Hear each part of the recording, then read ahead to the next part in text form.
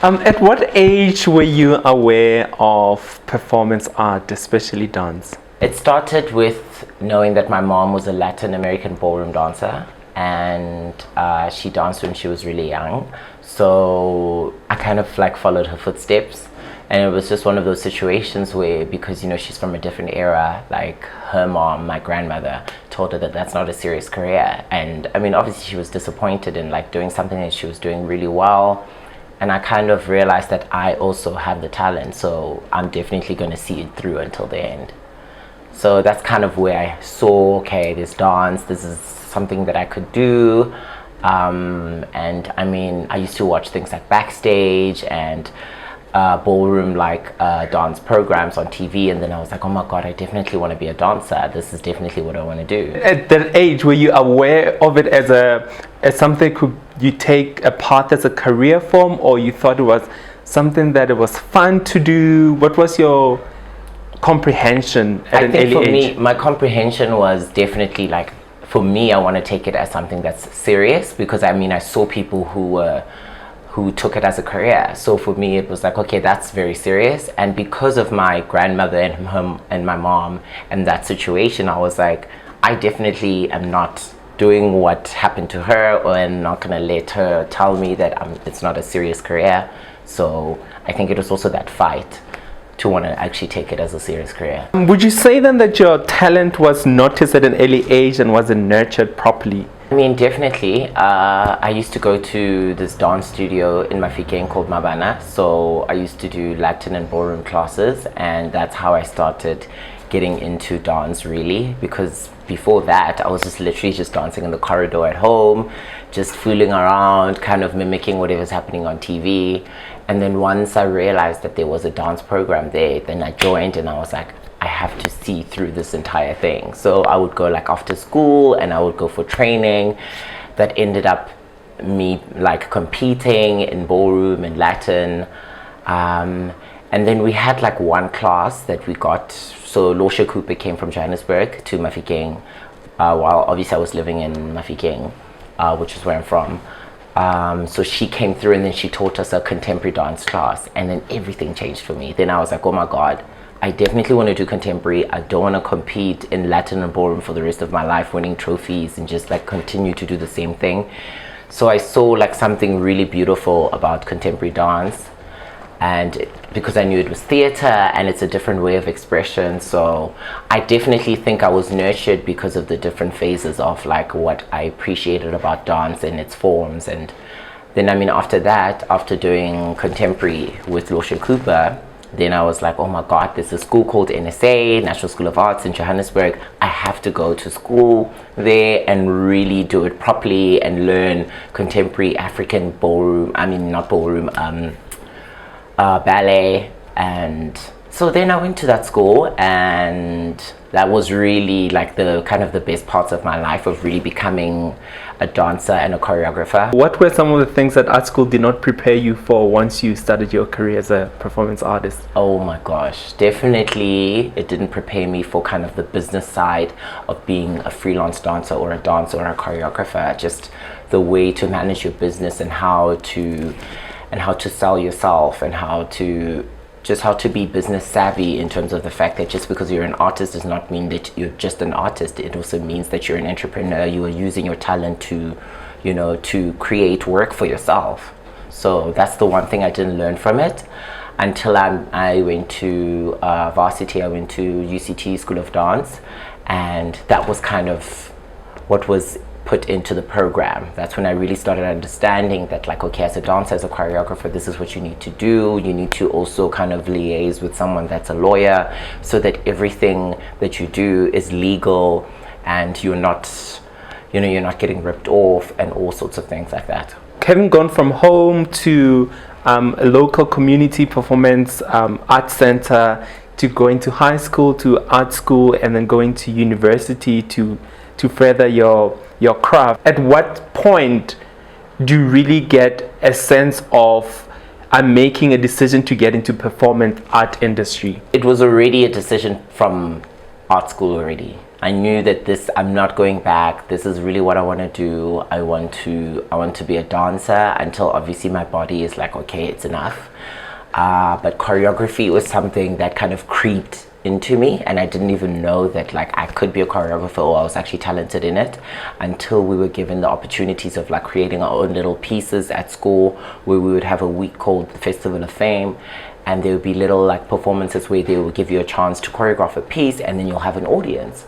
And then I started doing that, and I'm like, my God, I think I'm really good at this. And this is like just a more intense version of being the dancer. Being the choreographer is really like directing and producing and creating a story, and just also like watching it from afar, and also being kind of like in the background and appreciating it that way. At what point did you get the realization that I'm really good at this? Was it through reviews or through looking at your body of work? I think it started with my teachers for sure, who were like, okay, you are really going to be amazing at this. You need to work harder at this, work harder at that. That's when I started to figure out, okay, I actually am, and like, you know, to gain confidence about it. Because I mean, I wasn't sure. I was just like, you know, let me just try this. You just never know, you know, try everything. You know, and failing is okay, you know. So it was really from my teachers from the beginning, and then until then, when you're out there on stage and you're producing work, that's when you really are getting reviews from people, not just like actual critics, like from actual people who are like, I can't believe that you created this, or you did this, or the way that you performed really spoke to me. And it really and especially people who wanted to come into the dance industry, when I got like words from them when they're like, oh my gosh, I'd want to do what you're doing because you showed me that it's actually possible. That's when I was like, oh my God, I understand now why I'm doing this. If you weren't doing this now, what would you be doing? Oh my God, I don't even know. I probably would be media or like advertising, probably in that kind of realm. And the most fulfilling thing about dancing is? Geez, I think the most fulfilling thing about it is like the expression, like the moments. And I mean, you don't get it every day. Like when you're performing, there are sometimes when you get these moments where it's just like, it's so serene and it's crazy and it's beautiful and everything is just perfect, and you're in it and you know that you're doing your job well. Those are moments that I like cherish. But mostly it's moments where you get amazing words from audience members that, you know, it's almost like you change their lives. And that's like, yeah, that's the top one. What is the one performance you can think of right now that make you smile? I mean, for me, there's lots, like, especially since working with Dada Masilo, like definitely like the first couple of performances I had with Swan Lake, because I mean I was portraying the Black Swan and it was a very androgynous character, and that was the first time I had ever been in a character where I could bring myself into it as me, as who I am, like in normal life, where I could just really express my androgyny. And I mean, in the show I'm on point shoes, which is something that only girls do in a ballet, and I was the only one doing it. And the story was about, you know, an arranged marriage, but then actually the guy's in love with a gay guy, and, you know, it's a gay love story. And that was like a really beautiful thing that happened. And I mean, the first couple of performances, it was quite emotional for me, because it tells you, and it reminds you of your stories, like your kind of love stories, or how you've perceived guys, or like the kind of, you know, infatuations that you have. Giselle, obviously, like that's an amazing show. And I mean, I only started really appreciating it later into like our shows, like maybe about a year in. I was really then understanding, especially I'm playing a sangoma, and that's something I'm definitely not. And I had to do research, you know, I had to ask my friends who are sangomas to be like, okay, I need you to come watch me. I need you to tell me, am I disrespecting like the ancestors? Am I disrespecting you as a sangoma? I need to just know that I'm doing everything right. And I mean, it just really turned out well, and the interpretation that I had was just very, very different. And it was really lovely to get into a character that I'm definitely not. So that was great. Most of the pieces that you have done, or the few highlights that you have done, have always been about really changing the narrative, especially when it comes to black bodies, that fuses socio-political, socio-cultural rhetoric. Did you know when you started dancing that you'd be doing such important work? Definitely not.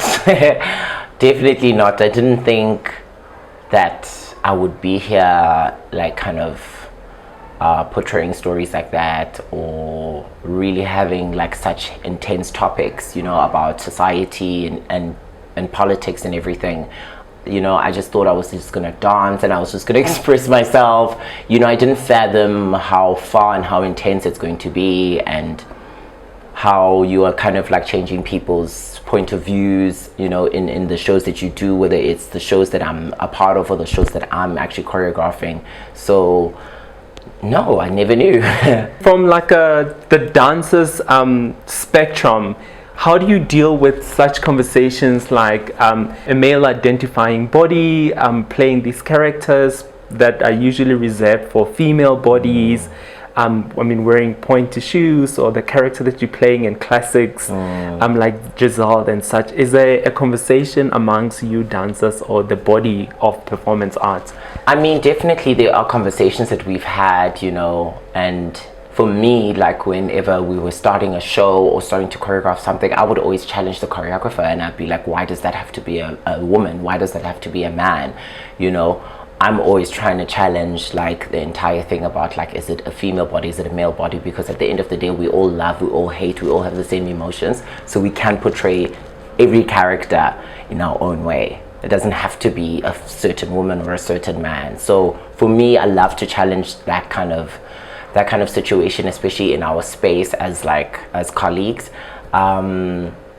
So and I mean, like, we get a lot of questions, especially when we are performing overseas, and they are always asking me, it's always kind of the same question, like, how does it feel to play a sangoma as a male character? And I'm like, I'm basically playing a godly character, you know what I mean? So it doesn't matter whether it's female or male, you know, this is more spiritual than anything about sexual preference or the sex of the person. So the conversation about sexuality also brings in, because dance, it has also to do with like femininity and masculinity and the dance move.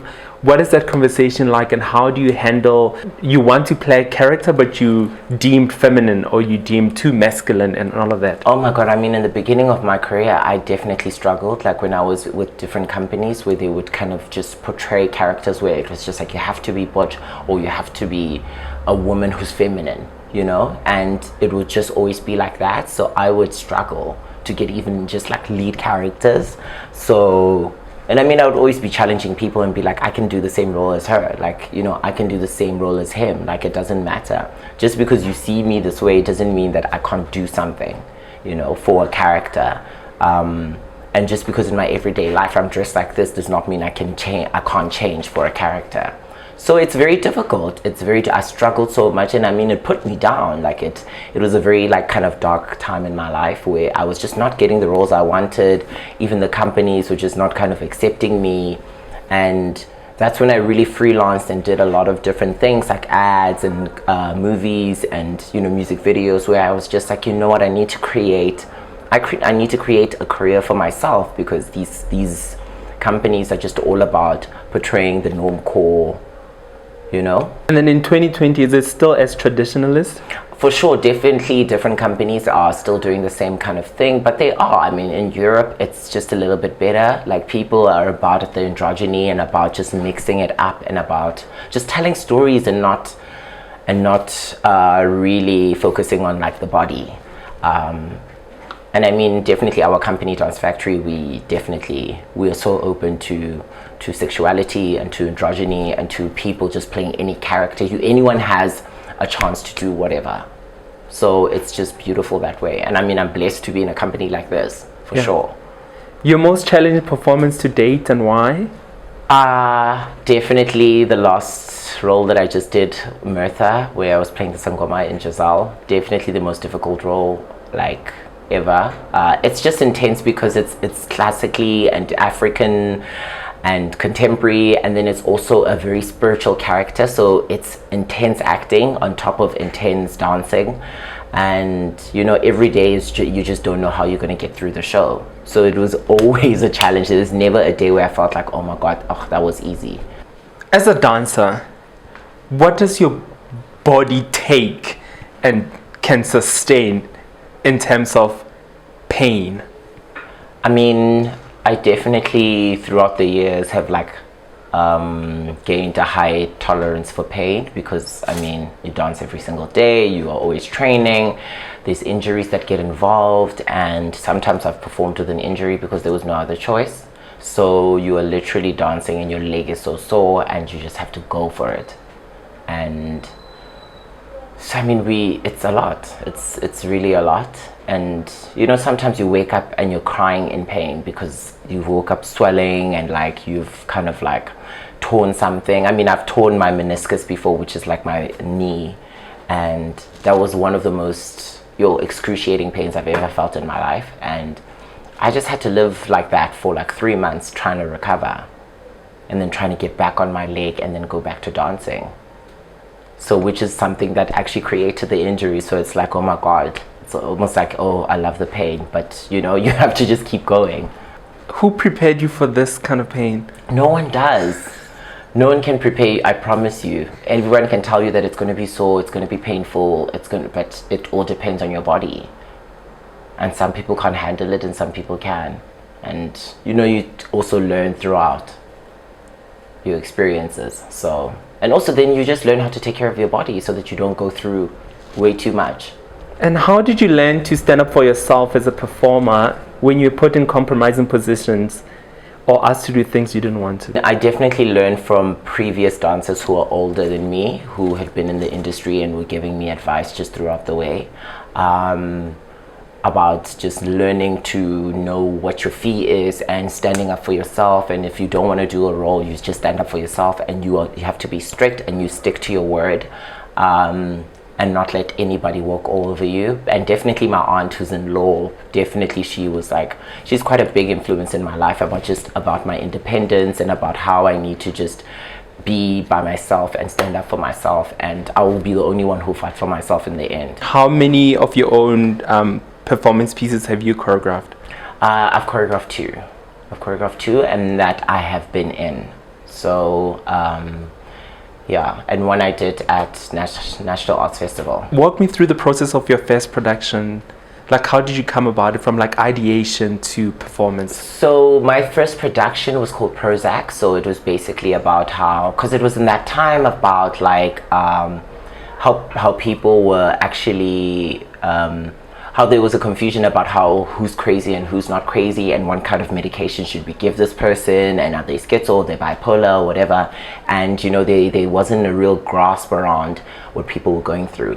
And I was also tying that in with just how, as being gay and how I grew up, I was looked at as like, oh, he's crazy, or it's just a phase, or you know, you must take him to counseling, there's something wrong with him, that kind of thing. And that was kind of like, I put those themes together and put them into one piece. And I mean, I started doing the piece when I was in art school. So I was in like grade 11. And then my HOD of my department decided that, oh my God, it's a great piece, we have to take it to Arts Fest. So then we raised funds and we took it to Arts Fest, and the rest is history. Your grandmother, does she understand what you do now? Oh my gosh, my grandmother loves what I do. She's always waiting for videos. If I'm doing something that's on TV, like Idols or whatever, or these kind of like corporate shows, she's always just like, I'm tuning in and I'm gonna record it, and then we're gonna watch it together when you come and visit. So she's obsessed. She's obsessed. She just brags about me all the time. So it just really makes me happy. It's so cute.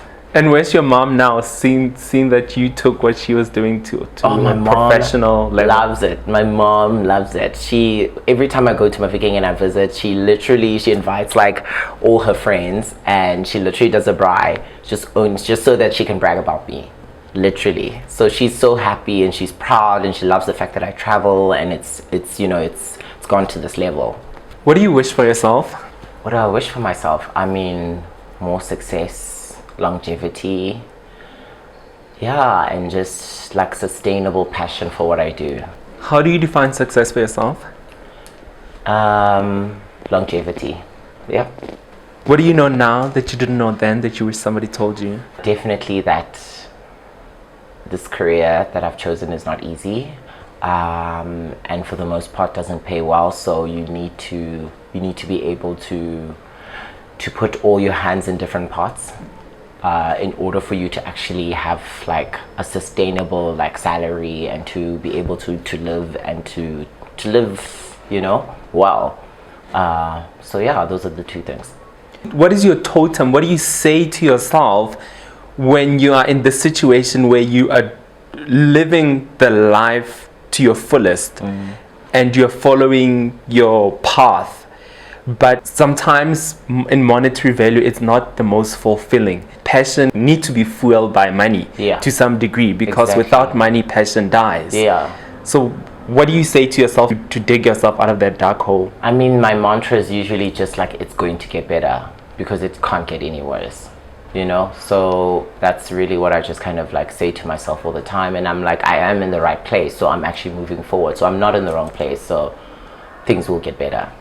I believe in? Geez, I believe in love and passion, and consistency. Is love a feeling or a choice? I feel like it's both. How do you define love? Geez, that's very difficult. You're coming with the hard questions here. I don't know, hey. I think as long as there's care, there's love, you know. Yeah, thoughtfulness. And how do you know that you're loved? How do I know that I'm loved?